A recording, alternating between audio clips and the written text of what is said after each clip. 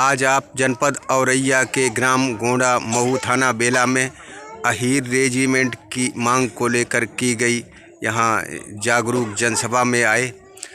आप क्या कहना चाहते हैं क्षेत्र की जनता और यादव समाज से?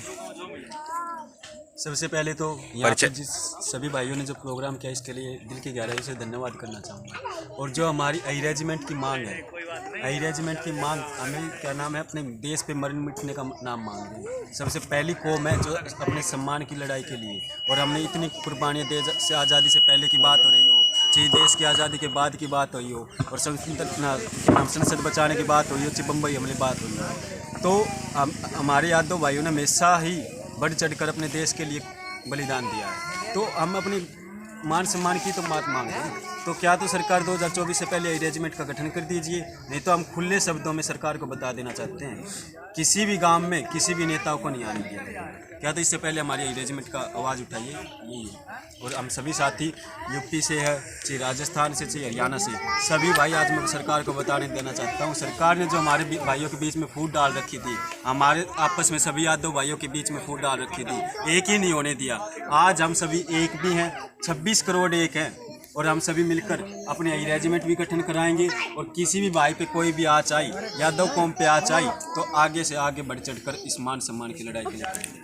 आप का जैसा नाम है हिम्मत सिंह युद्धवंशी जी, आपने अत्यंत हिम्मत से काम लेते हुए 17 बार अहीर रेजिमेंट की मांग को स्वीकार करने के लिए रक्त से पत्र लिखा।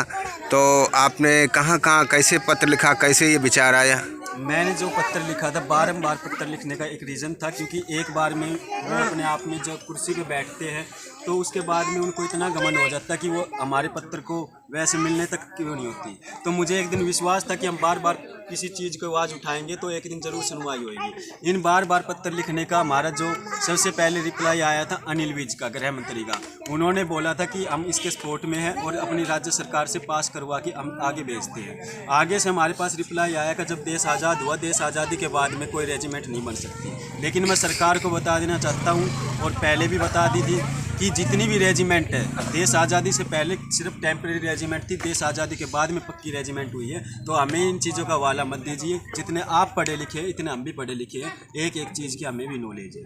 तो उसके बाद में मेरा गृह मंत्री इसका गीता बुक्कर दीपेंद्र हुड्डा जी का, सांसद का भी रिप्लाई आया था। तो इसलिए मैं बार बार ये उनके पत्र। बहुत अच्छा। आप भी हरियाणा से आए श्री जोरावर सिंह जी मुख्य अतिथि की हैसियत से इस ग्राम गोंडा की इस छोटी सी जनसभा में आप क्षेत्र की जनता को क्या संदेश देंगे? देखो जी, यहाँ मैं यूपी में आया, मैं पहले तो मैं इस पावन धरती को नमन करता हूँ। और यहाँ जो प्रेम भाव और एकता देखने को मिली यूपी में, मेरा दिल खुश है। यूपी के यादव सब एक है, और यूपी के नहीं पूरे इंडिया के यादव अब जुड़ चुके हैं। और अहीर रेजिमेंट अब कोई दूर नहीं है, अब थोड़ा सा इकट्ठा होंगे और 23 एंड तक हम अहीर रेजिमेंट लेके रहेंगे। और यूपी सबसे ज़्यादा हमारी कम्युनिटी यूपी में, और यूपी जाग गया, और यूपी का पूरा साथ है। बस यूपी वाले भाइयों से मैं यही कहूँगा कि ऐसे ही आगे बढ़ते रहो, और एक सूत्र बन के हम मैं सरकार को एक खुले शब्दों में और बता देना चाहता हूँ, क्या तो रेजिमेंट की सुनवाई कर लीजिए, क्योंकि आप हमसे, यादवों ने आपको जब इतनी वोटों से जिता कर ऊपर बैठाया, जब आप ही हमारी सुनवाई नहीं कर रहे, तो अगर सुनवाई नहीं होती है तो हम बहुत ही जल्द यूपी में गांव-गांव में, डिस्ट्रिक्ट वाइज, और हरियाणा में, राजस्थान में, बिहार में, हर गांव में धरने गड़वाने का भी काम करेंगे, और एक रेजिमेंट आवाज उठाने का बुलंद भी काम करेंगे।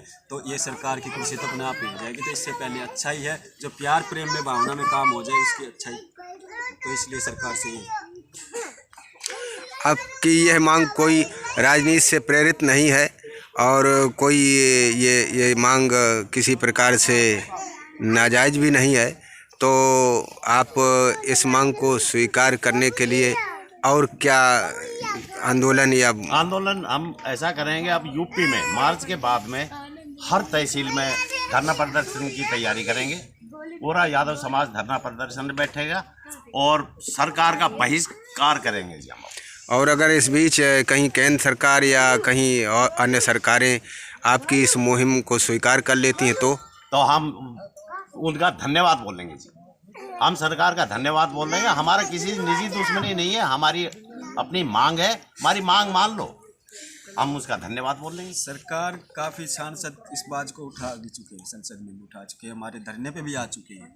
कम से कम भी 15 से 20 सांसद धरने पे भी आ चुके हैं, लेकिन झूठे आश्वासन दे के जाते हैं। जब एक बात बताओ, हमारे ऊपर लाठियाँ बरसाई जाती है। शांति की कौम के जो प्यार प्रेम हमने एक धरना लगा रखा था, उसके बावजूद जो हमारे ऊपर अत्याचार हुआ, तो जो एक वोट बैंक के लिए सभी राजनीति से आते हैं। एक बात बताओ, जब इतना ही आप हमारे साथ हो तो फिर ये काम क्यों हो रहा है? अब आगे से हम उन्हीं का साथ मांगेंगे। जो आपने आवाज़ उठाई उसके लिए पहले तो धन्यवाद। अगर आज के बाद रेजिमेंट गठन नहीं होता है तो 2024 से पहले अपना इस्तीफा देकर हमारे साथ आ जाइए, तभी हम समर्थन मांगेंगे। नहीं, बहुत बहुत धन्यवाद।